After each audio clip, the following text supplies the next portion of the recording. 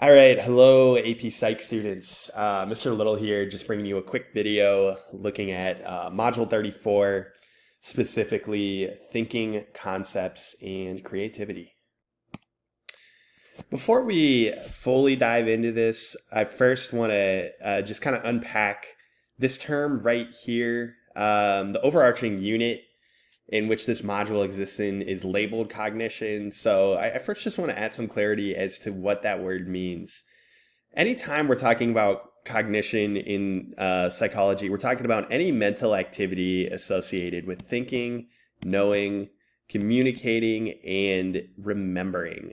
And typically, you're pretty safe to just say cognition equals thinking. We tend to use those two terms interchangeably. But remember that when we're talking about cognition, we're also talking about the acquisition and utilization of knowledge, how we communicate through language, which will be the focus of Module 34, and how we remember information. And one of the things we're interested in when we study cognition is how we organize information around us. And one of the common themes you'll see throughout this whole course is that we have a limited capacity of how much memory we can store and how much information we can process. So what we're forced to do is clump things together, and that's what we refer to as concepts. So a concept is a mental grouping of similar objects, events, ideas, or people. So just to give you a couple examples, if you take a look here, you have Giannis, Rose Lavelle, Aaron Rodgers, and Christian Yelich. And even though all four of these individuals do very different things, they all competitively play a team sport. Therefore, we label them under the concept of athletes. Similarly, and this is the example used in your book, even though all three of these contraptions are very different from one another, a bar stool, an office chair, and a recliner, we have the kind of mental grouping or mental shortcut of calling these things chairs.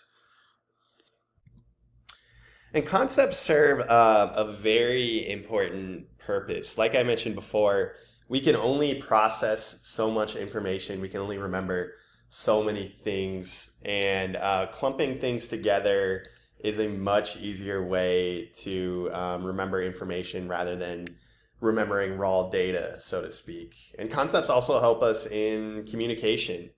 When we're trying to describe something we saw or something we observed, like take, for instance, someone getting angry, we'll say at the Verizon store, we don't have to give a detailed description of every individual behavior that this person was exhibiting. All we have to say is he was angry. Anger is an agreed upon concept that we have that kind of describes all of these things right here. So concepts create a mental shortcut for us.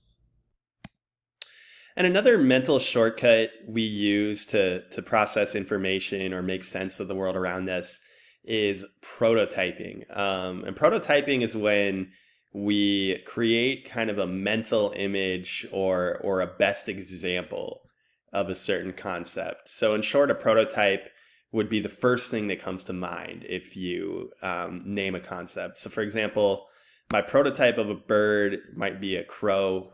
My prototype of a mammal might be a capuchin. And my prototype of an athlete might be Usain Bolt. And prototypes are very helpful in that they create a shortcut to make sense of something when we hear a concept. So if you mentioned that you saw a bird, I wouldn't have to go through every single bird that's out there in my head. I could just go to one and use that as my example of what you saw. But we can also run into trouble when it comes to prototypes, and this happens when we see something that technically fits into a concept but doesn't look anything like our prototype. So for example, we're much slower to identify correctly a penguin as a bird. We're much slower to identify a whale as a mammal. And we're much slower to identify Joey Chestnut, the hot dog eating champion of the world, as a athlete.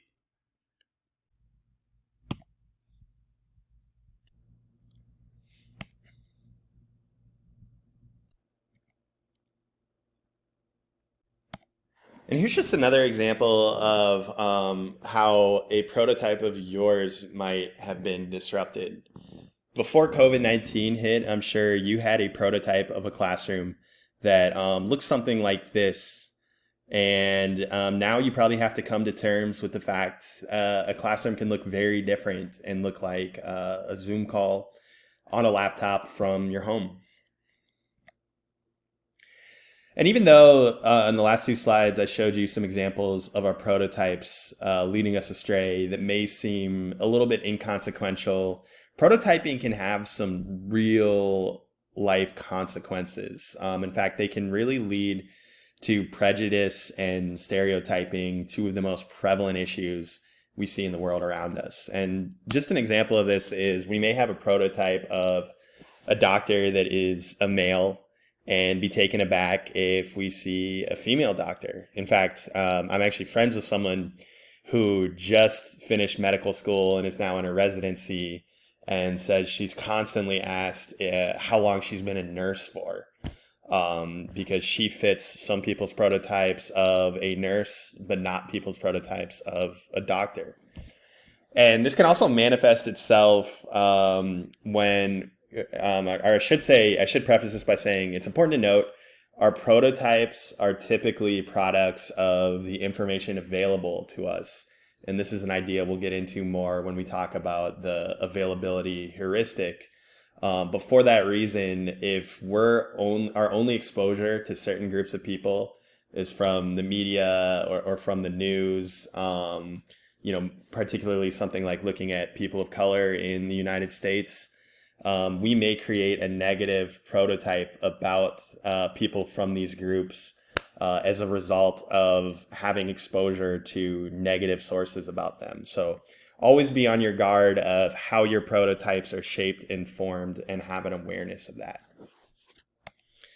Now, I want to wrap this up on a little bit of a lighter note, looking at the final concept that your book touched on in Module 34, and that is creativity. So you should have read about these two different ways of thinking. Divergent thinking is when we have a problem and look for multiple solutions. Convergent thinking is when we have a problem and look for the single best solution. Neither one of these ways is inherently better than one another, but generally speaking, we consider people who think divergently or explore multiple possibilities as being more creative thinkers, and we consider people who think convergently or look for one solution as being more analytical thinkers. But both of these are still necessary for creative thought. And if you even look at Sternberg's 5 components to creativity, I won't unpack these too much, but more descriptions are in your reading. But expertise is a component of creative thought that requires convergent thinking. You have to have some kind of background knowledge of knowing some of the best solutions before you can then branch things off and explore more possibilities or make more connections.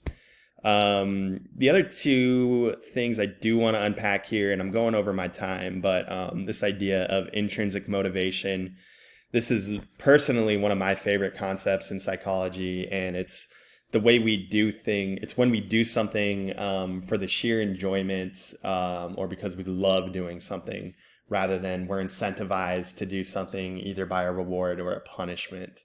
And I always strive when I teach AP psychology to make you all intrinsically motivated to learn. And finally, this image right here, looking at creative environment, is taken right down the road from Epic Software, specifically the Alice in Wonderland building. So if you've ever been to Epic's campus or even driven by it, you can see that they invest a lot of money in developing a creative environment for their employees. So that's what I'm going to wrap up on. I'm already a little over how long I wanted this video to be. But if you have any questions on any of these things, please do not hesitate to let myself or Miss Domris know. So I'm going to sign off, and I hope you all have a wonderful first week of virtual learning.